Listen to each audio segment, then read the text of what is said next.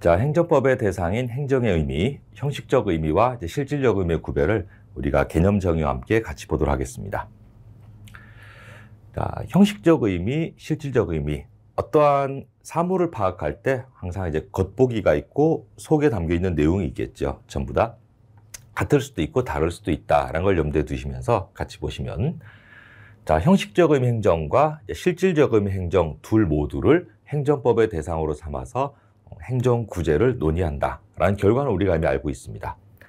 자, 형식적 의미 행정이란 국가 작용을 행하는 기관, 하는 사람을 기준으로 이제 보는 거예요. 그러면 눈으로 볼 때 행정직 공무원이 하고 있으면 형식적 의미 행정, 입법부 공무원이 하고 있으면 이제 형식적 의미의 입법, 그럼 판사들이 뭔가 하고 있으면 형식적 의미는 사법, 이렇게 됩니다. 그럼 요거는 이제 겉으로 볼 때 누구나 똑같이 보이니까 객관적으로 사물을 파악하는 방식이고 이건 어려울 게 없어요. 근데 문제가 되는 건 이제 실질적 의미의 행정, 여기가 논의가 있습니다. 자, 이 말은, 자, 실질이다라고 하는 건, 자, 하는 사람, 수행기관을 중심으로 하지 않고 국가 작용의 성질상의 차이가 있다. 그럼 이 말은 하는 기능을 보고 내용적으로 행정이 뭔지를 파악하겠다, 이런 내용이에요.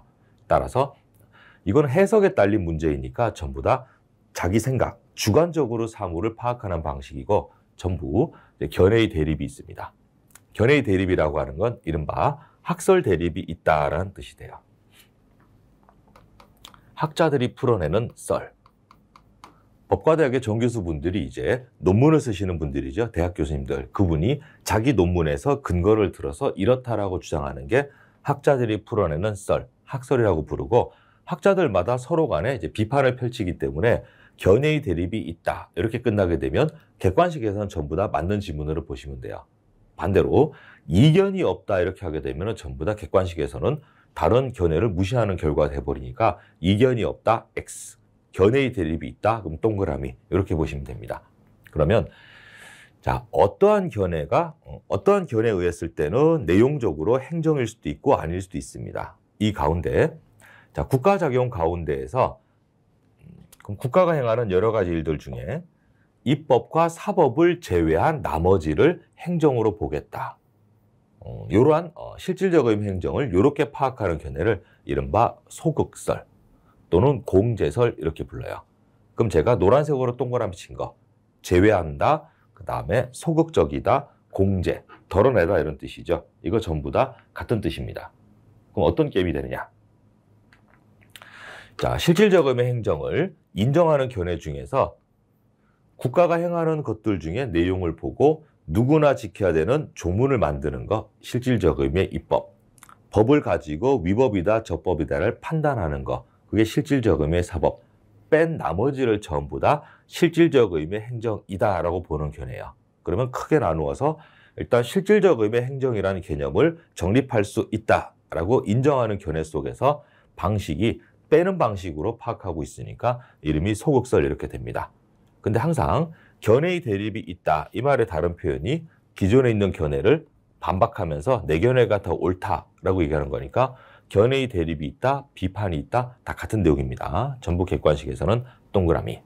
그럼 비판은 뭐냐면은 이게 행정이다 라고 끝나는 게 아니고 요거를 뺀 나머지가 행정이다, 이렇게 하고 있으니까 행정의 개념을, 자, 그럼 소극의 반대말을 쓰겠죠. 적극적으로 밝히지 못한다라는 비판이 있고, 그러면 실질적 의미 입법과 실질적 의미의 사법이 뭐냐? 그것도 어떤 분들은 또 실질적 의미의 행정과 실질적 의미의 사법을 뺀 나머지가 실질적 의미 입법이다, 이런 식으로 이제 말장난처럼 돼버리는 결과가 되니까 당연히 비판이 있습니다. 자, 그러면 우리가 지금 적극 소극의 개념을 지금 이제 보고 있어요. 당연히 이것도 비교되는 개념이니까 양자가 상대적인 개념일 겁니다. 그럼 이 적극 소극의 개념을 우리 행정법, 특히 법학에서는 여러 가지 표현으로 많이 쓰기 때문에 고기를 같이 보도록 할게요. 그럼 교재 쭉 내려오시면은 조그맣게 띠로 만들어져 있는데 아마 이런 표는 아마 지금 우리가 보고 있는 위인행정법 총론에만 있을 겁니다. 자, 보시면, 자, 적극 소극도 비교되는 개념이니까 상대적인 구별인데, 보통 일상생활에서 많이 쓸 때는 적극적이다 그러면 시키지 않더라도 알아서, 능동적이다 이런 말을 쓰고, 그럼 반대로 소극적이다 그러면은 시켜야지만 하고 당하고 있고, 수동적이다, 피동적이다 이런 말을 씁니다. 근데 법률에서는 그것뿐만이 아니고 경우에 따라서 여러 가지 용도로 굉장히 많이 씁니다. 특히 뭔가를 플러스 시키면 적극, 그럼 반대로 뺀다 그러면은 소극 이렇게 부르면서 자, 여기는 우리 소방행정법에서 포인트가 돼요. 자, 공공복리를 증진시킨다. 그럼 공공의 가치가 늘어나는 거죠. 그럼 행정의 적극적인 목적 이렇게 되고 자, 포인트는 질서 유지 그러면은 소극의 개념이에요. 자, 같이 볼게요. 자, 이제 요게 바람직하고 평온한 질서가 됩니다. 질서가 유지가 되고 있어요. 이때 질서를 위반하는 사람이 나타납니다. 이 상태가 이제 우리 돌출행동자 이런 말을 하잖아요. 이게 질서를 위반한 행위. 그리고 빨간색의 질서 위반 행위, 질서 교란 행위, 질서에 안 맞는 상태가 평온한 질서로 회복이 되려면 두 가지 방식이 있어요. 첫 번째 방식은 전체 질서를 위로 이제 끌어올립니다. 그리고 빨간색은 더 이상 질서를 오버한 게 아니고 질서에 맞는 상태가 되니까 이게 질서를 유지하는 방식이에요. 근데 이거 전체 가치를 끌어올린다는 게 쉬운 일이 아니잖아요. 예를 들어서 평온한 주택가인데 밤 12시 넘어서 사람들이 이제 잠을 자야 되는 시간인데 밖에 골목길에서 막 소리 지르고 노래 부르고 있고 꽥꽥거리고 있습니다. 시끄럽지요. 그러면 평온한 이제 숙면 상태의 질서가 교란되고 있어요. 이때 그 꽥꽥 소리 지르고 있는 친구들이 질서 위반 행위가 아니려면은 그 일대 모든 사람들이 그 시간에 다 꽥꽥거리고 있으면 그 친구들은 위반 행위가 아니게 돼요. 이거는 이제 너무 비효율적이니까 법에서는 어떻게 취급하고 있냐면은 전체를 끌어올리는 게 아니고 빨간색의 위반 행위를 제거하고 없앱니다. 그러면 이제 빨간색이 사라졌으니까 평온한 상태로 되돌아왔죠. 그래서 이제 질서 유지다라고 할 때 질서 유지의 유지의 개념은 빨간색의 위반 상태를 제거시켰잖아요. 그래서 이제 뺀다라는 의미에서 질서 유지는 행정의 소극적인 목적 이렇게 됩니다. 그리고 우리 질서의 질서의 다른 표현이 법학에서는 경찰이라고 불러요. 살피다, 경관, 경치, 그 다음에 관찰하다 찰자예요. 그래서 예방을 위해서 평온한 질서를 깨트리는 누군가가 나타나진 않을까라고 미리 살피고 예방하는 질서의 다른 이름이 경찰이 되고 결국 경찰행정은 질서행정의 다른 표현이니까 질서유지, 경찰행정은 적극이 아니고 소극의 원칙이다라는 말이 여기서 나옵니다. 그러면 이제 여러분들이 소방관계법규 보실 때에도 그 사분법, 4가지 법률에 무조건 1조는 입법 목적일 텐데 전부 다 공공복리 증진, 그러면 소방행정의 적극적인 목적, 화재 예방 질서 유지, 그러면 전부 다 소방행정의 소극적인 목적 이렇게 표현하고 있고 꼭 처음 시작 단계에서 여러분들이 아셔야 되는 건 적극이다 소극이다 이런 게 어감, 느낌적인 느낌으로 좋다 나쁘다 이런 식으로 바라보시면 안 돼요. 그냥 쓰는 대상이 다를 뿐 전부 다 냉정하게 플러스 마이너스 그럴 때 이제 적극 소극 개념 씁니다. 그리고 뭔가를 하게 되면은 없던 동작이 생겨나니까 플러스, 자규라고 부르면 부작위는 하지 않는 거를 부작위라고 불러요. 안일불자. 그럼 상태 변화가 없으니까 마찬가지로 소극 이렇게 부르고 자, 미래를 향해서 한다. 적극적으로. 그러면 이제 과거 위반 행위에 대해서 저질러진 일에 대해서 한다. 그럼 소극이라는 표현을 써요. 그리고 yes라는 표현을 이제 적극으로 많이 씁니다. 이거는 실제 우리 대법관들이 판결문에 쓰는 표현이에요. 자, 이석준이가 윌비스 강사냐? 그러면 그렇다. 적극 이렇게 되고 이석준이가 영어 강사냐? 그러면 아니다. 그러니까 이제 소극, 부정 의미로 씁니다. 그러면 뭐뭐이어야 한다. 그러면 긍정문으로 끝났으니까 적극적인 요건. 뭐뭐가 아니어야 한다. 그러면 행정의 소극적인 요건. 이런 식으로 이제 적극, 소극을 여러 가지로 쓰고 있으니까 이 표현은 꼭 익혀두시면은 나중에 뒤로 갈수록 편해질 거예요. 자, 남는 건 이제 실질적 의미의 행정. 오늘날에는 행정의 개념은 정의할 수 없고 다만 기술하는 것에 지나지 않는다. 이때 기술이다라는 표현은 기재하고 서술한다 이런 표현이에요.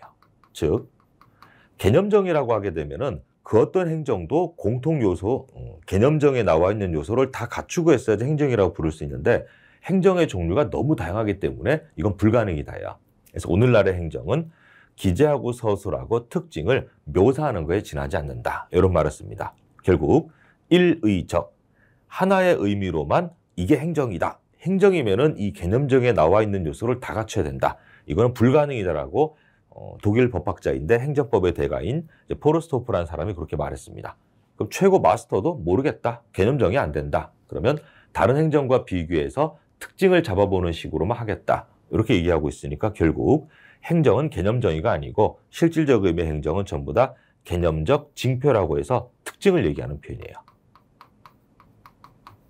특징을 얘기하려면은 비교해서 도드라지는 그놈한테는 없는 나만의 고유한 성질이 특징이니까 특징을 얘기하려면 항상 비교해 볼 수가 없다. 그러면 이제 구별 개념 이런 목차로 나옵니다.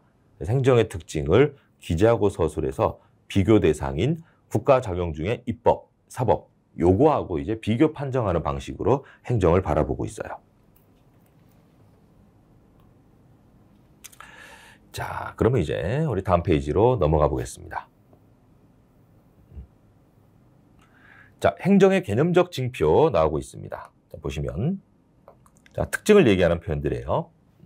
그럼 행정과 다른 행정 자금과의 이제 구별이 필요하다. 그래서 특징을 얘기하려면은 비교 대상인 다른 국가 자격하고 봐야 될 거예요. 이런 비교 대상들을 앞으로 이제 우리 모든 법학책은 똑같습니다. 전부 다 구별 개념 이런 목차가 나와요.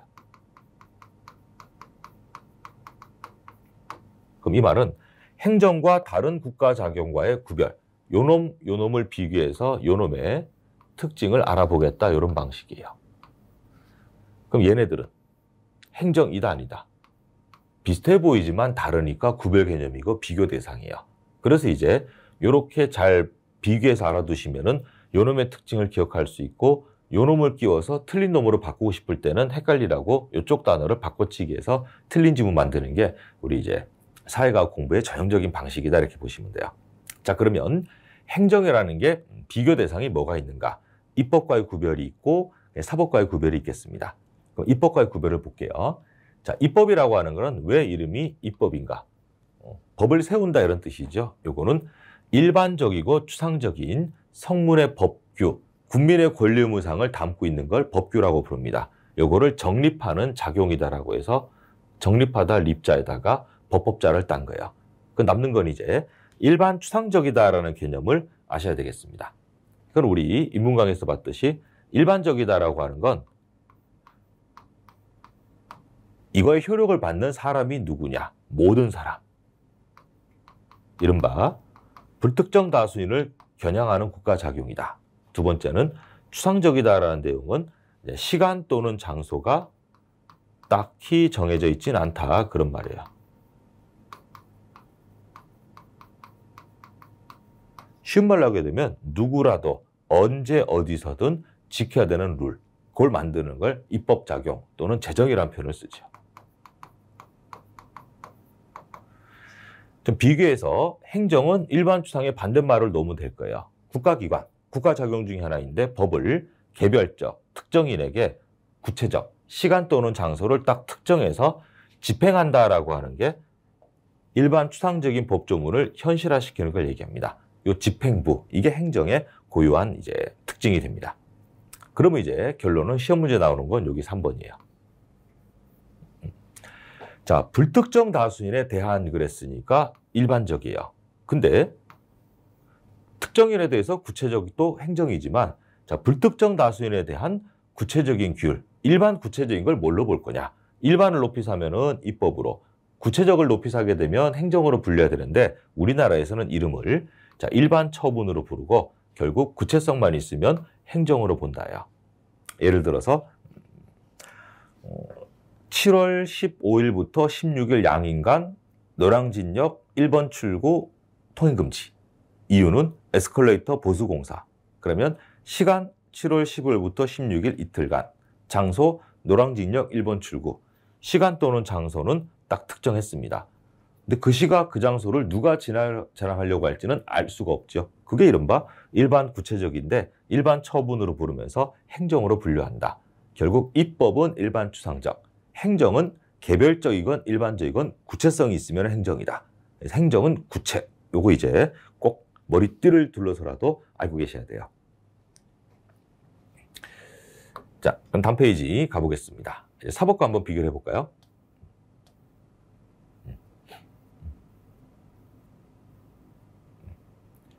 자, 그럼 이제 판서를 한번 정리해 보겠습니다. 그럼 두 번째 이제 입법과의 구별이 있었으니까 사법부하고 한번 구별해 보죠. 이때는 이제 일반 추상 구체 이런 내용이 아니고 사법은 주로 이제 소송 떠올려 보시면 돼요. 구체적인 사건이죠. 구체성이라는 것은 행정하고 이제 차이점이 없게 되고 방향성의 차이가 있습니다. 자, 사법이라고 하는 건 이미 과거 저질러진 일에 대해서 옳다 그르다를 판단하는 거예요. 아직 하지도 않은 일을 판단하는 것은 성격이 안 맞는다. 예측해서 판단한다. 예단하지 말라 이런 말을 쓰면서 부정적인 말로 쓰잖아요. 그래서 이미 저질러진 과거 현실적인 행위에 대해서 옳고 그름 판단하는 게 사법의 속성이에요. 그러면 이제 행정은 사법과 비교하게 되면 뭐가 다르냐? 그럼 과거의 반대말을 놓으면 되죠. 미래. 그래서 미래를 예측해서 장래를 향해서 뭔가 상태를 만들어 나가겠다. 그래서 이제 사법은 소극적이지만 행정은 적극적으로 불러요. 그래서 행정은 적극성이 특징이고 사법은 전부 다 소극적인 특징이 있습니다. 여기에서 이제 차이가 있게 돼요.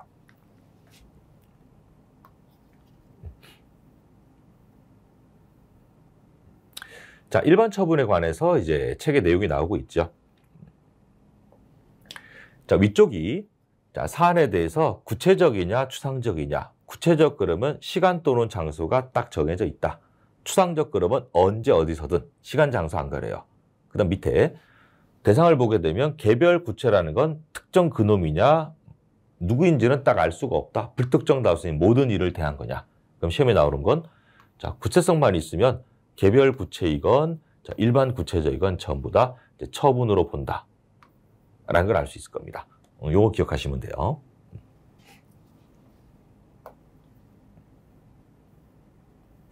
자, 사법과의 구별은 사법은 소극, 비교해서 행정은 적극. 그 사실 아시면 되고요. 자, 그 밑에 표는 뭐 다 읽어보시는 건 아니고 자, 체크해 드릴게요. 자, 복습하실 때는 전부 다 자, 구체적, 누구하고 비교? 일반 추상적인 입법과의 비교. 그리고 행정은 적극적이다. 어디하고 비교? 사법은 과거지향적인 요 밑에 소극 하나 써두시면 좋겠네요. 사법은 소극주의다. 그 점의 차이가 있어요.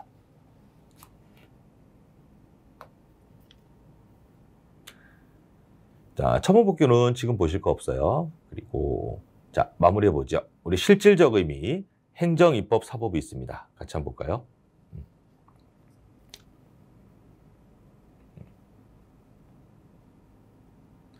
자, 실질적 의미의 입법, 행정, 사법의 구별 그래서 같이 한번 볼게요.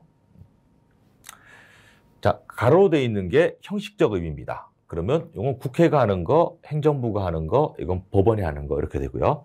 자, 포인트는 세로축이 이제 실질, 하는 사람이 중요한 게 아니고 내용을 본다. 이때 실질적 의미의 행정을 뭘로 파악했어요? 이거다가 아니고 법 만드는 거, 판단하는 거 뺀 나머지가 옳고 그름 판단하는 판단. 일반 추상적인 룰을 만드는 제정, 그걸 빼고 나면 남는 게 실질적 의미 행정이다. 요거하고 뭐까지? 형식적 의미 행정까지가 행정법의 대상인 행정이다. 이런 의미예요. 그럼 결론은 우리 행정구제를 논해볼 수 있고 행정법에서 공부하는 대상은 전부 다 형식적 플러스 실질적 의미 행정을 행정부에서 보겠죠. 여기가 이제 우리 공부 범위다 이런 거예요. 기본적으로. 자, 크게 보겠습니다. 형식적 의미의 입법, 국회가 하는 거예요. 근데 실질적 의미로도 입법이면 국회가 법률 만드는 자기 본연인이 되겠죠. 그리고 국회 규칙 제정이라고 해서 우리 나중에 법규명령이라고 하는 국회 말고 다른 국가 권력 부서들도 전부 다 법조문을 만들 수 있습니다. 전부 다 국회가 하는 것들이에요. 근데 우리한테 필요한 건 여기죠. 국회가 하고 있는 형식적 의미의 입법인데 국회 사무총장이 입법부 공무원인 국회직 직원을 임명합니다. 그러면 특정인에게 일자리 만들어주는 거니까 전형적으로 국회가 하고 있는 실질적 의미로는 행정이에요. 그리고 뭐 처분적 법률 그래서 우리 뭐뭐적 뭐 이렇게 나오면 법률이 형식, 성질은 처분. 처분이니까 실질적 의미의 행정 이렇게 되겠네요. 그리고 국회가 국회 도서관 운영하고 국회 예산을 집행해가지고 일 때문에 돈 쓰고 있고 이런 게 전부 다 실질적 의미의 행정.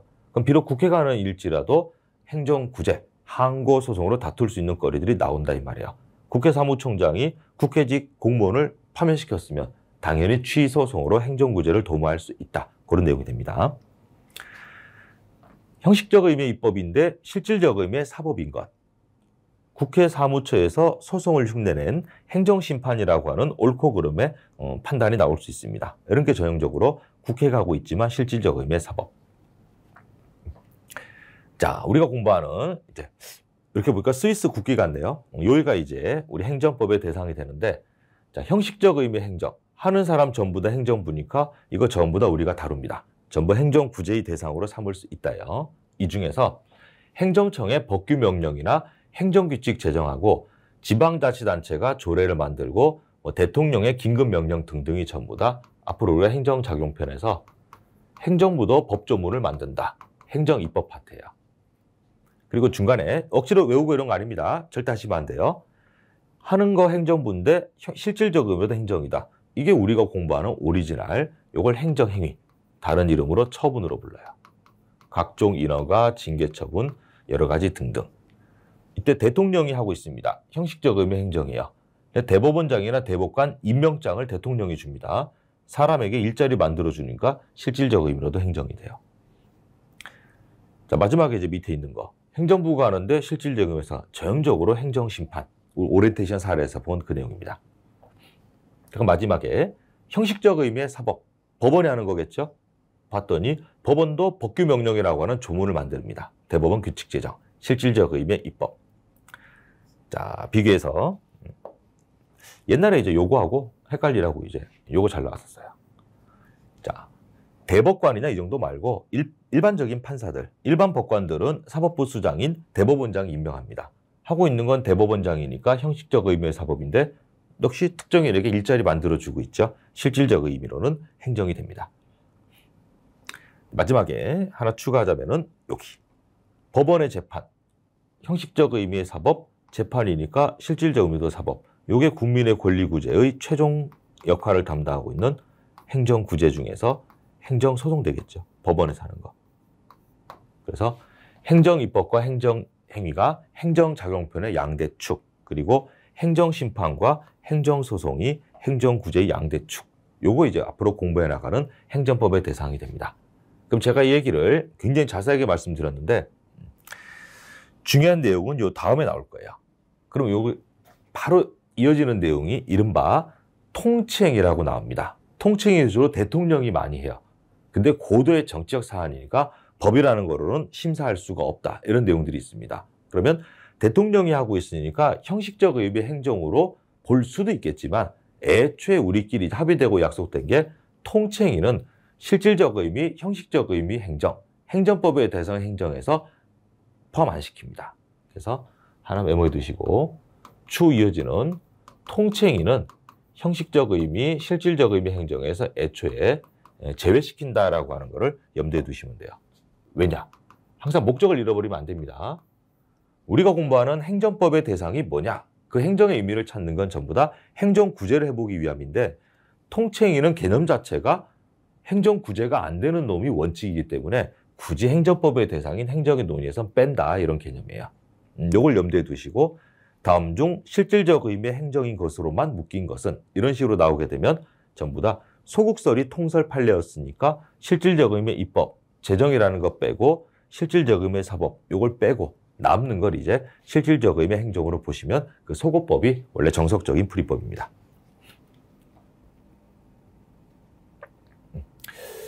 자, 그러면 우리 교재의 가장 이제 효율성 있는 공부. 자, 오답노트 같이 한번 풀어보겠습니다.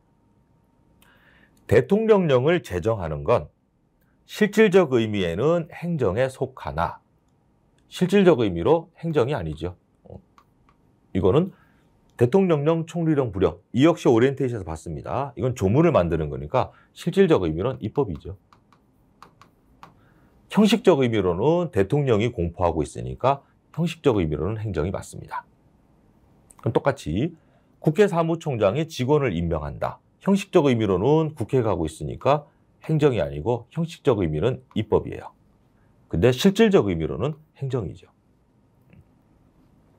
자, 행정심판의 재결, 실질적 의미로는 재결, 소송의 결과물인 판결하고 똑같아요. 실질적 의미로는 행정이 아니고 실질적 의미는 사법. 하는 거는 지금 행정심판위원회라고 하는 상급 행정부가 하고 있으니까 형식적 의미는 행정 되겠습니다. 자, 지방공무원 임명, 지방직 공무원 임명, 지자체장이 하죠. 역시 실질적 의미 행정이고 형식적 의미로도 지방자치단체의 장이라고 하는 행정부가 하고 있으니까 형식적 의미 행정이에요. 자, 대법원 규칙 제정 나오게 되면 뭐다? 실질적 의미에는 행정이 아니고 실질적 의미의 입법 되겠죠. 형식적 의미로는 법원이 하고 있으니까 형식적 의미의 사법, 이렇게 분류가 되겠습니다. 자, 이렇게 해서 행정법의 대상인 행정을 마무리하겠습니다. 전부 다 자세하게 다뤘고, 이른바 통칭이라고 하는 건 애시당초 행정법의 대상인 행정에서 빼는 게 원칙이에요. 그걸 아셔야지 난이도 있는 문제에 대비할 수 있을 겁니다. 자, 그럼 다음 페이지 넘어가 볼게요. 자, 행정의 분류라는 표현이 나오는데 이거 절대로 억지로 표를 보고 외우고 그러실 이유 전혀 없어요. 왜냐하면은 우리 책을 쭉 보시다가 왼쪽 오른쪽 날개편에 오답 노트가 좀 횡하면 그건 전부 다 X로 나온 지문이 그 전후 10년 사이에 없었다는 내용이고, 그 부분은 객관식에 잘 나오는 부분이 절대 아니란 뜻이니까 보셔도 되고 안 보셔도 되는데, 여기는 우리가 앞으로 자주 쓰는 용어만 좀 보고 이제 말씀드리겠습니다. 자, 행정 주체에 따른 분류라고 해서 하는 사람이 누구냐 그런 뜻이에요. 주체라는 건 누가 하느냐. 국가가 하면 국가행정, 지방자치단체가 하면 자치행정. 그럼 위임이란 말이 포인트겠죠. 위임행정은 네가 해라라고 넘기는 걸 우리가 위임이라고 불러요.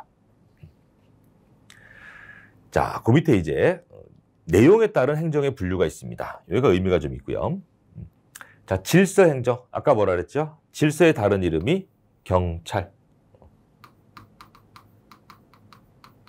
그럼 질서행정은 공공의 안전과 질서를 유지시키기 위한 행정. 이런 게 전형적으로 교통정리, 영업규제, 전염병 예방 뭐 이런 것들이죠. 그럼 질서에 좀 다른 의미가 있을 겁니다. 자, 급부행정이란 말이 나와요. 여기 이제 체크 하나 해두시고,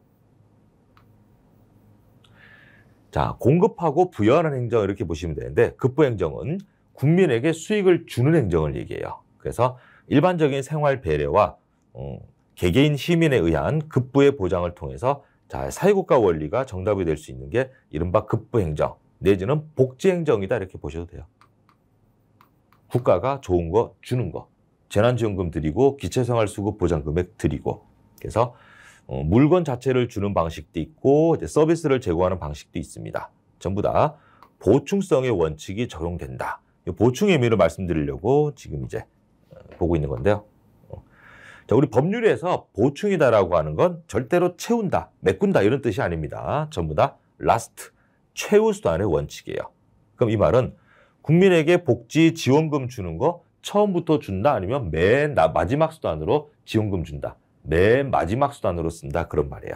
그래서 급부행정은 복지행정 원칙이고 사회국가 원리, 원래 어렵고 못 살고 있더라도 다 네 때문이다 라고 하는 게 자유주의 원리인데, 오늘날의 사회국가 원리가 반영된 우리나라 헌법에서는 아주 어렵고 기회 자체를 가져보지 못한 사람에게는 최소한의 물질적인 지원, 인적인 용역 서비스를 제공하고 취업 우선적인 기회를 알선하는 등의 뭔가를 베풀고 있어요. 그래서 베푸는 행정, 복지행정, 그걸 급부행정이라고 부르고, 이건 전부 다 소극에 불과한 게 아니고 유지, 적극적으로 뭔가를 주는 게 돼요. 질서는 이제 소극의 개념이면 급부행정은 주는 거니까 받는 사람에게 좋은 게 생기죠. 그래서 이거는 적극적인 행정입니다. 이때 이거 퍼주는 거는 처음부터 하는 게 아니고 가장 마지막 수단으로. 그래서 다른 걸로 안 되면 이거 한다. 그 안 되면이라는 뜻이 보충이다라고 이해하시면 돼요. 라스트입니다. 라스트.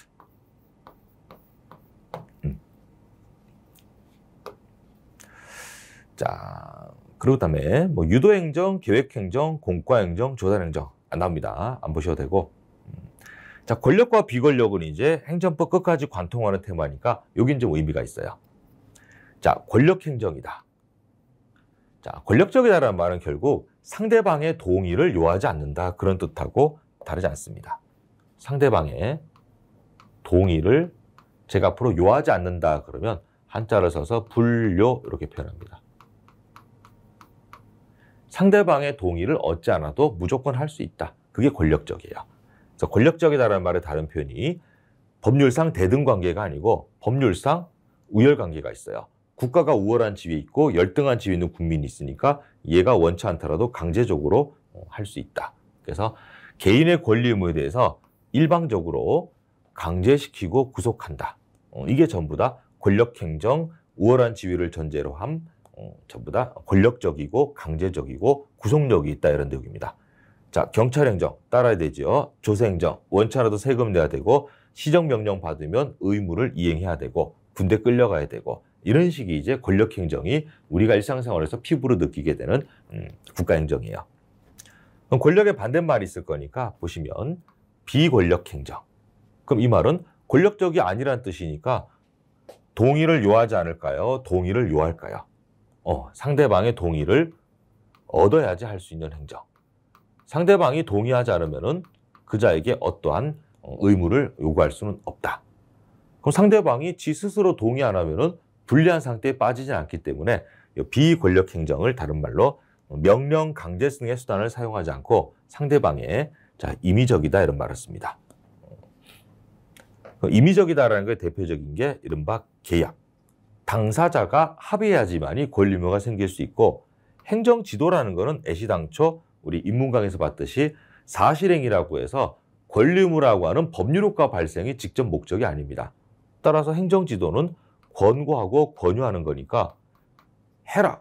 그러면 이제 명령하는 것이고 권력행정이겠지만 하시는 게 어때요? 라고 하는 건 상대방에게 해야 되는 의무가 바로 생기는 게 아니니까 이런 게 전형적으로 비권력적인 사실행위에 불과한 권고 조언. 이걸 행정지도라고 부르고 양 당사자가 서로 쇼붙이고 합의를 봐서 이렇게 하기로 서로 약속하는 걸 계약이라고 부르니까 전부 다 비권력행정입니다. 그러면 이제 우리가 행정행위라고 부르는 처분은 따라야 돼요? 안 따라도 돼요? 울산업주 아저씨 2개월 영업정지 따라야 되죠? 원치 않더라도. 처분이 권력행정의 대명사이고 항고소송, 비교해서 공법상 계약을 다투는 소송을 이제 당사자 소송 이렇게 부르면서 전부 다 법률상 대등관계를 싸우는 소송들이에요. 이건 위아래가 있고 이건 대등관계. 자, 상대방에 대한 효과에 따른 분류 보겠습니다. 자, 행정이 노리는 상대방이 국민이죠. 국민에게 좋은 효과를 주면 수익적인 행정. 그럼 비교해서 우리 시험 대상은 침익적인 행정. 안 좋은 행정이에요.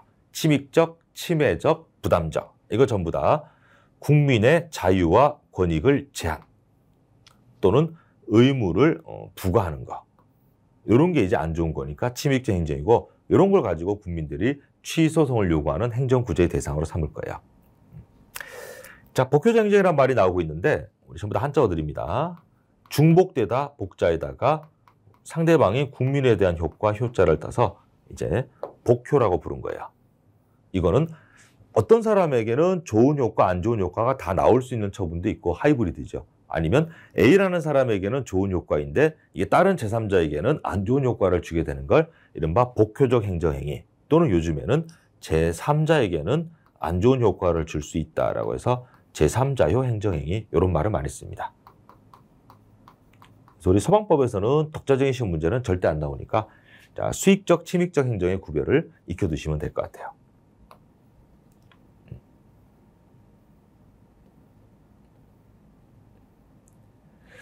자, 그리고 공법적인 행정과 사법적인 행정의 구별은 뭐냐면은 우리나라 법체계 자체가 공사법을 구별하고 있기 때문에 공법의 형태를 가지고 작동하는 공법상의 행정도 있습니다. 이게 공법관계이고 행정소송.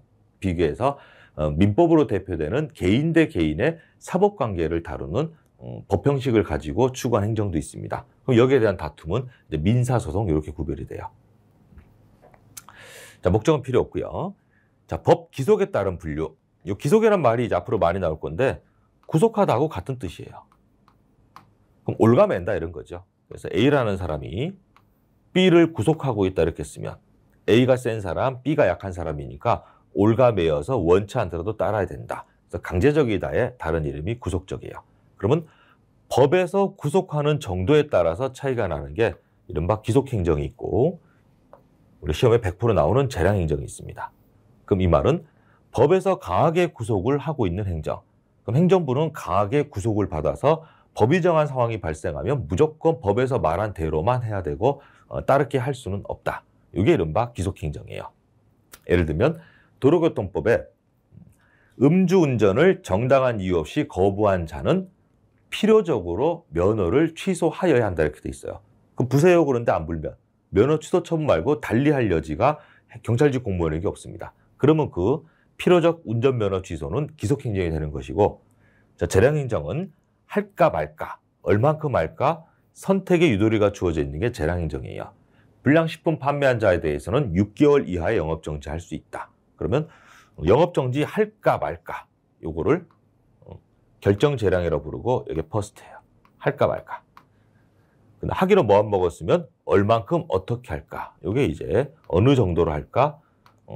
세컨드. 요걸 이제 선택재량 이렇게 부르면서 할까 말까. 하기로 결정했으면 얼만큼 할까. 이런 것들을 우리가 법에서 느슨하게 구속하고 있는 재량행정으로 보고 오늘날의 재량행정이 많아지는 이유가 사건, 사안이, 세상 사례가 워낙에 전문적이고 다양하다 보니까 어떤 상황에서 무슨 일이 터지고 거기에 어떤 행정을 해야 되는지 미리 디테일하게 국가가 다 써놓을 수 없는 상황이 됐어요.